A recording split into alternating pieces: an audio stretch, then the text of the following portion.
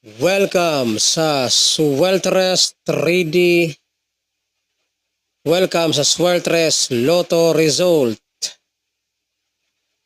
Narito na po ang ating mga resulta ng 5 PM draw, 2D Lotto at ng 3D Lotto.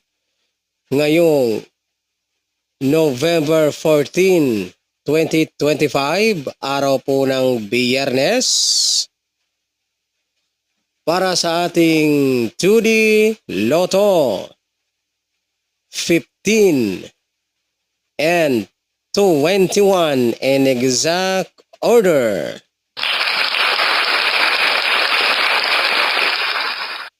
At para naman po sa ating resulta ng 3D Lotto 5 PM draw, 7, 0, and 2 in exact order.